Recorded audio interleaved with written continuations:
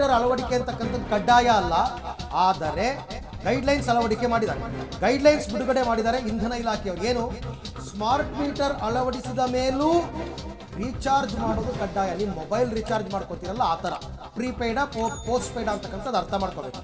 Smart meter recharge ಮಾಡೋದು ಹೇಗೆ, ವಿದ್ಯುತ್ ಪೂರೈಕೆ ಅವ್ರು ಹೇಗೆ ಮಾಡ್ತಾರೆ ಅಂತಕ್ಕಂಥದ್ದು ಒಂದಷ್ಟು ಗೈಡ್ಲೈನ್ಸ್ ಇದೆ, ಅವರೇ ಬಿಡುಗಡೆ ಮಾಡಿದ್ದಾರೆ. ಸ್ಮಾರ್ಟ್ ಮೀಟರ್ ಅಳವಡಿಕೆ ಗೈಡ್ಲೈನ್ಸ್ ಏನು ಅಂತಕ್ಕಂಥದ್ದನ್ನ ಒಂದಷ್ಟು ಪಾಯಿಂಟ್ಸ್ಗಳಿದೆ. ಇದು ಜನರಿಗೆ ನಾವು ಹೇಳೋದಕ್ಕಿಂತ ಮೀಟರ್ ರೀಡರ್ ಬಂದು ಅರ್ಥ ಮಾಡಿಸ್ಬೇಕು, ಅಥವಾ ನೀವೇ ನಿಮ್ಮ ಇದಕ್ಕೆ ಹೋದಾಗ ಅರ್ಥ ಮಾಡ್ಕೋಬೇಕು ಅಷ್ಟೇನೆ.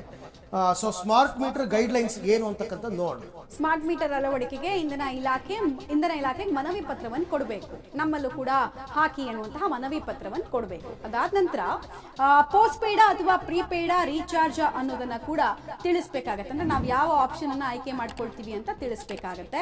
ಪ್ರೀಪೇಯ್ಡ್ಗೆ ಯಾವುದೇ ವಿದ್ಯುತ್ ಬಿಲ್ ಬಾಕಿ ಅಥವಾ ಅರಿಯರ್ಸ್ ಬಾಕಿ ಇರಬಾರದು, ಹಿಂದಿನ ಯಾವುದೇ ವಿದ್ಯುತ್ ಬಿಲ್ ಬಾಕಿ ಇರಬಾರದು ಅಂತ. ರೀಚಾರ್ಜ್ ಮಾಡ್ಕೊಂಡ ಮೇಲೆ ₹100 ಡೆಪಾಸಿಟ್ ರೀತಿ ಕನಿಷ್ಠ ಬ್ಯಾಲೆನ್ಸ್ ಅನ್ನು ಮೇಂಟೈನ್ ಮಾಡಬೇಕು. ಅಂದ್ರೆ ಈಗ ಫಾಸ್ಟ್ ಆಗೆಲ್ಲ ನೋಡ್ತಿರಲ್ಲ ಹಂಗೆ ಅರಿಯರ್ಸು, ಟ್ಯಾಕ್ಸ್ ಅರಿಯರ್ಸು ಜೊತೆಗೆ ಈ penalty, fixed charge, energy charge ಬಾಕಿ ಇದ್ರೆ ಅಮೌಂಟು ಕಟ್ ಆಗುತ್ತೆ ಅನ್ನೋದು ಗೊತ್ತಾಗ್ತಾ ಇದೆ. ಇನ್ ಡೀಟೇಲ್ ಆಗಿ ಹೇಳೋದಾದ್ರೆ ಬಿಲ್ ಬಾಕಿ ಇದ್ರೆ ಅಮೌಂಟ್ ಇದರಿಂದ ಆಟೋಮೆಟಿಕ್ ಆಗಿ ಕಟ್ ಆಗುತ್ತೆ ಅಂತ. ಸ್ಮಾರ್ಟ್ ಮೀಟರ್ ಬಿಲ್ ಮಾಡುವ ಕೊನೆಯ ಫಿಕ್ಸ್ಡ್ ಚಾರ್ಜಸ್ 0 ಇರುತ್ತೆ ಅನ್ನೋದು ಇದರ ಕಂಪ್ಲೀಟ್ ಪ್ರೊಸೀಜರ್ ನ ಭಾಗ. ರೀಚಾರ್ಜ್ ಮಾಡ್ಕೊಳ್ಳೋಕೆ ಮೊಬೈಲ್ಗೆ ಒಂದು ಮೆಸೇಜ್ ಬರುತ್ತೆ ನಿಮಗೆ.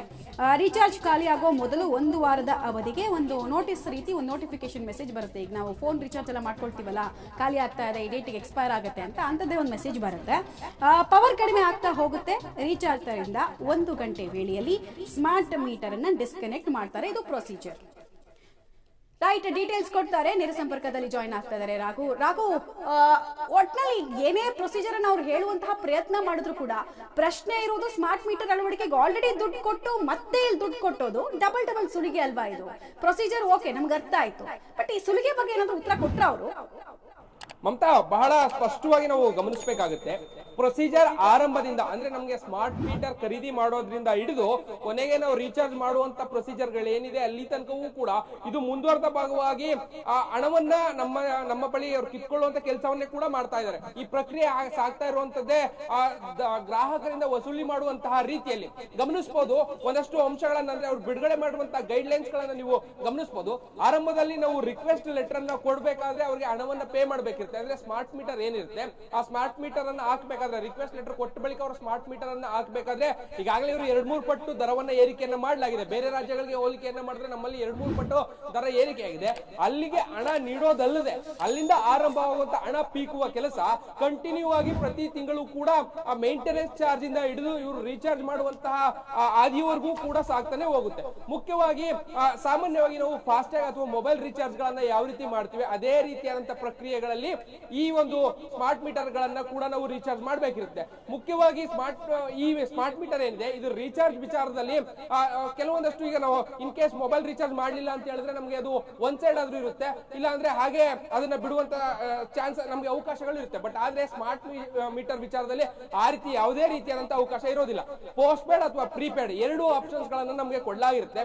ಒಂದೊಮ್ಮೆ ನಾನು ಪ್ರೀಪೇಡ್ ಅನ್ನ ಪೇ ಮಾಡಬೇಕಾಗಿದ್ರೆ ಯಾವುದೇ ಬಾಕಿಯನ್ನ ನಾನು ಉಳಿಸ್ಕೊಂಡಿರೋ ಹಾಗಿಲ್ಲ. ಅಂದ್ರೆ ಇಂದಿನ ತಿಂಗಳ ಯಾವುದೇ ಬಾಕಿಗಳು ಇರ್ಬೋದು, ಕೇವಲ ನಾವು ವಿದ್ಯುತ್ ದರದ್ದಲ್ಲ, ಅರಿಯರ್ಸ್ ಇರ್ಬೋದು, PF ಅರಿಯರ್ಸ್ ಇರ್ಬೋದು, ಇವೆಲ್ಲವೂ ಕೂಡ ಸಾಮಾನ್ಯವಾಗಿ ಮೇಂಟೆನೆನ್ಸ್ ಇವೆಲ್ಲವೂ ಕೂಡ ಸಾಮಾನ್ಯವಾಗಿ ಪ್ರತಿ ತಿಂಗಳು ಆಡ್ ಆಗ್ತಾ ಹೋಗುತ್ತೆ. ಅದು ಯಾವುದೂ ಕೂಡ ಇಂದಿನ ತಿಂಗಳದ್ದು ಬ್ಯಾಲೆನ್ಸ್ ಇರೋ ಹಾಗಿಲ್ಲ. ಅದೇನಾದ್ರೂ ಇನ್ ಕೇಸ್ ಬ್ಯಾಲೆನ್ಸ್ ಇದ್ರೆ ನಾವು ಕರೆಂಟ್ ಬಿಲ್ ಗಾಗಿ ಕರೆಂಟ್ ರೀಚಾರ್ಜ್ ಗಾಗಿ ಮಾಡ್ಕೊಳ್ಳುವಂತಹ ಅಮೌಂಟ್ ಏನಿರುತ್ತೆ ಆ ಅಮೌಂಟ್ ಅಲ್ಲಿ ಅದೆಲ್ಲವೂ ಕೂಡ ಕಟ್ ಆಗ್ತಾ ಹೋಗುತ್ತೆ, ಅದು ರೀಚಾರ್ಜ್ ಗೆ ಆಡ್ ಆಗೋದಿಲ್ಲ. ಸೊ ಇದು ಎಲ್ಲೋ ಒಂದ್ ಕಡೆ ಗ್ರಾಹಕರ ಮೇಲೆ ಮತ್ತಷ್ಟು ಹೊರೆಯನ್ನ ಬೀಳುವಂತಹ ಕೆಲಸಗಳು ಮಾಡ್ತಾ ಇರುವಂತದ್ದು. ಮುಖ್ಯವಾಗಿ ಈಗ ಏನಾದ್ರೂ ಆ ರೀತಿ ಆಗಿದ್ರೆ ಒಂದ್ 3 ತಿಂಗಳು 2 ತಿಂಗಳು 3 ತಿಂಗಳು ಸಮಯಾವಕಾಶವನ್ನ ಕೊಡ್ತಾ ಇದ್ರು. ಬಟ್ ಇನ್ನು ಮುಂದೆ ಆ ರೀತಿ ಯಾವುದೇ ರೀತಿಯಾದಂತಹ ಸಮಯಾವಕಾಶ ಇರೋದಿಲ್ಲ. ಹಳೆ ಬಾಕಿಗಳೇನಾದ್ರೂ ಇದ್ರೆ ಅವೆಲ್ಲವೂ ಕೂಡ ಈ ಗೈಡ್ ಲೈನ್ಸ್ ಪ್ರಕಾರವಾಗಿ ನೀವು ಪೇ ಮಾಡಿ ಆ ನಂತರದಲ್ಲಿ ಕರೆಂಟ್ ಅನ್ನ ಯೂಸ್ ಮಾಡೋದಕ್ಕೆ ಅವಕಾಶ ಇರುತ್ತೆ, ಇಲ್ಲಾಂದ್ರೆ ನಿಮ್ಮ ಮನೆ ಕರೆಂಟ್ ಅನ್ನ ಕಟ್ ಮಾಡೋದಕ್ಕೆ ಚಾನ್ಸಸ್ ಕೂಡ ಅವ್ರಿಗೆ ಅವಕಾಶ ಕೂಡ ಇರುತ್ತೆ.